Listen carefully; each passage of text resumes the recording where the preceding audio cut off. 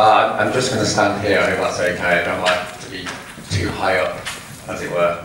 So, yeah, thank you very much for coming along. It's lovely to be in Amsterdam.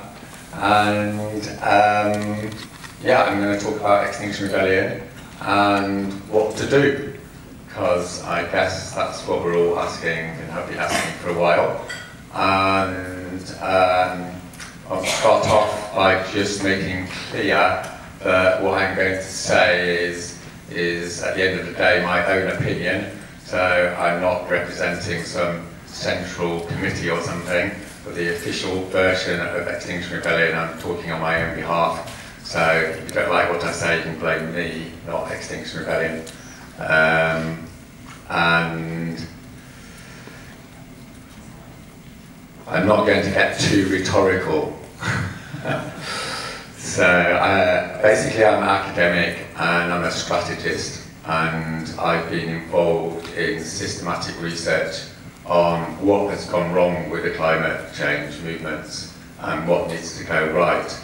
And I think we're probably all in this room today because we've come to a rather serious conclusion that if we don't get it right, we're going to be dead soon, or at least our children are. So we don't want to get it wrong, and that requires a certain amount of intellectual honesty and systematic vigour, as you might say. So I'm going to be focusing on a few of the key elements of why Extinction Rebellion has become successful and why hopefully it's going to be extremely more successful in the next year.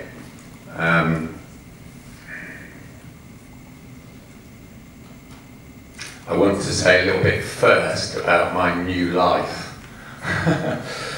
because, as you may know, I'm an organic farmer, and 20 years ago I escaped from the human race to grow vegetables in Wales, because I wasn't that keen on humans. I thought it'd be nicer to grow plants. So for about 15 years, my main activity was looking at weeds and not talking to anyone, and it was quite nice actually. But a number of years ago it rained every day for 7 weeks, which was one of those 1 in 1,000 year events they keep saying, or 1 in 1,000 years will keep happening every 2 years. And everyone that I employed lost their jobs, and it dawned on me that running to the hills wasn't a viable strategy to deal with human fallibility, let's put it like that. So I went off and did research and what have you, and in the last year my life has, well, I feel like, you know, those Netflix movies that you watch, you know, dramatic things are happening to someone else in another time and place, and it's all quite reassuring. And I feel like suddenly I'm in front of the camera and I'm in this movie, and every few days or weeks something outrageously unexpected happens. And my proposition to you guys is you're about to enter this movie too, if you haven't already entered it, and very shortly afterwards the good citizens of Amsterdam are going to be thrust into this movie as well. So you're like the first movers, and I'm the weird guy that was the first, but there we go. So I'll just give you a little sample of my new non-farming life. So I'm in this big posh office now in London, with all these hundreds of people working for Extinction Rebellion. And yeah, last week, I think it was 2 or 3 weeks ago now actually, I had to talk to this rich guy in California, and I was told he was very rich. I was a little bit nervous. Anyway, he knows Bill Gates, so I suppose he must be rich. Anyway, turns out his house was burnt down in the Californian forest fires. So he wasn't particularly slick at all, he was in a bit of a panic. And he said to me, "Roger, whatever it takes, whatever it takes." So that was good because he's got quite a lot of money.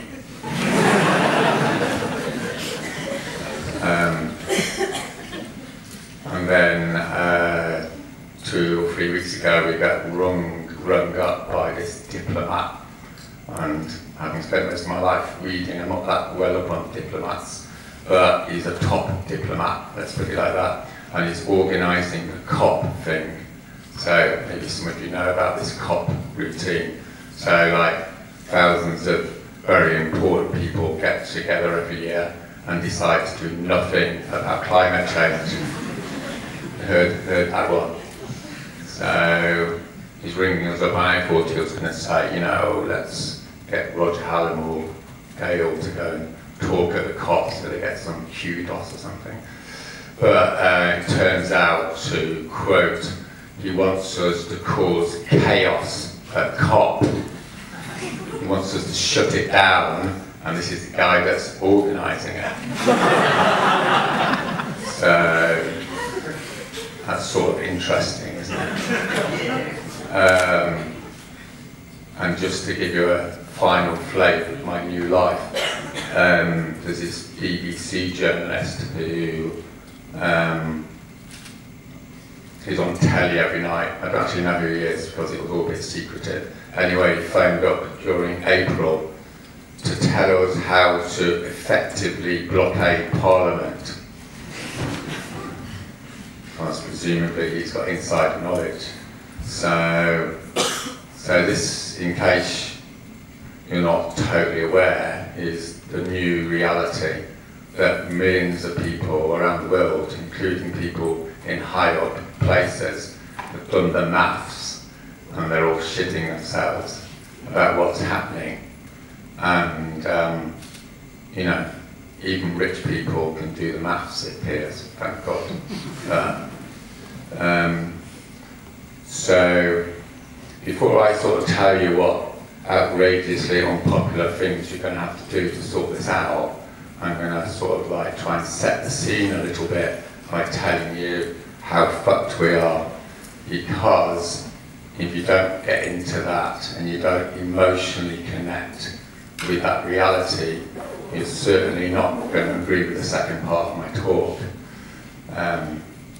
Because Extinction Rebellion, if you haven't noticed, is about telling the truth. And the truth, of course, is very unpopular.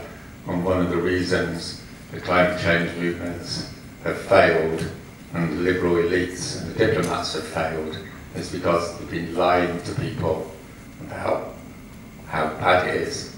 They haven't been saying how bad it is. So I'm going to tell you very quickly how bad it is, so we sort of know where we're up to.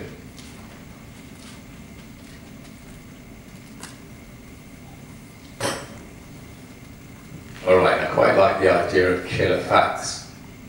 So a killer fact is something like this. You go to the doctor and you've got something wrong with your foot, sort of a bit of a blister, you've got a bit of a rash on your arm, and you're getting intermittent headaches, and it's all a little bit complicated. But you've also got terminal lung cancer. So the killer fact is the lung cancer, right? You can have loads of other little fiddly things going on, but it's the lung cancer that's going to kill you. That's the killer fact. It's the way life is sometimes. There's facts and they're real. Okay, so disruption costs people money. And when you cost the elites money, they come to the table. The working classes of Europe discovered this around 1880. If we went to the bosses and asked for a wage increase, they knew what the answer was.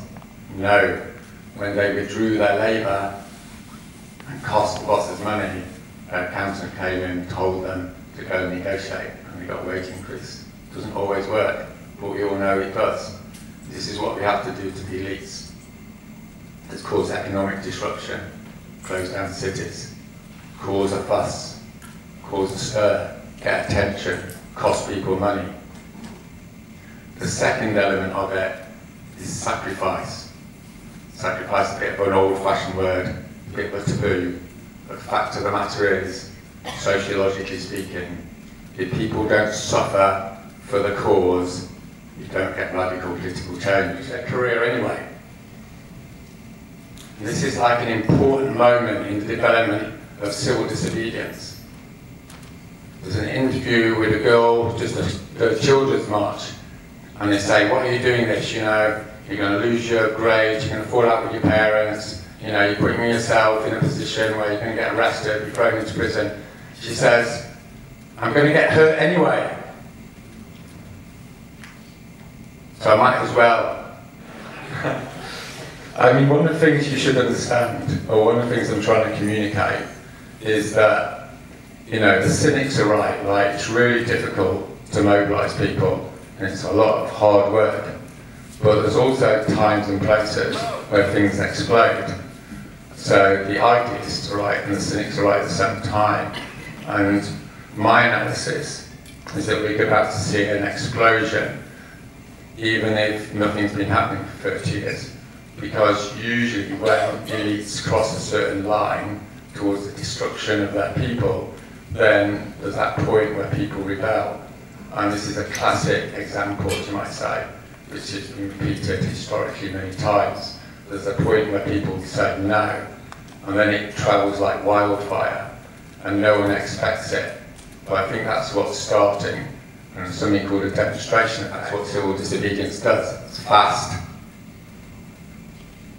To give you a final example, in 1963, some DJs got the children of Birmingham, Alabama, to come down into the city centre. They went into a Baptist church and went out the front of the Baptist church, and they started walking along the road. Innocent act, but totally illegal. This was the most segregated city in America. The police were there, they arrested the kids. You can tell Fridays for a Future people about this one, by the way. No pressure. The police arrested them all. They requisitioned all the coaches and buses of the city. They stuck them into the coaches. They sent them off to prison. At the end of the first day, there were 1,000 kids in prison in Birmingham, Alabama. 1,000 kids. What happened next? It inspired more people to step up. More kids came down to Birmingham, Alabama. At the end of the second day, there were 3,000 kids in prison.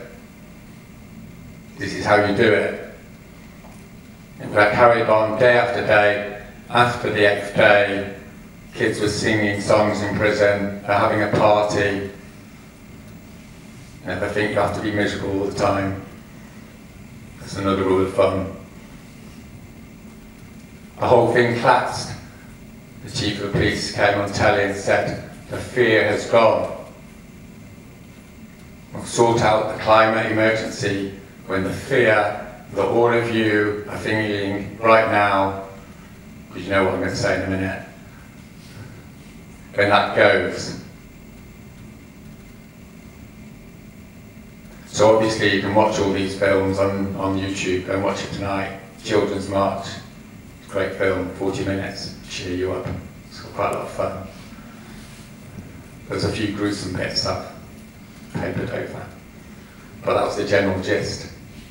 Civil disobedience is really fast, right? It can take anything from 1 to 2 weeks. It's fast. And that's what we need to be.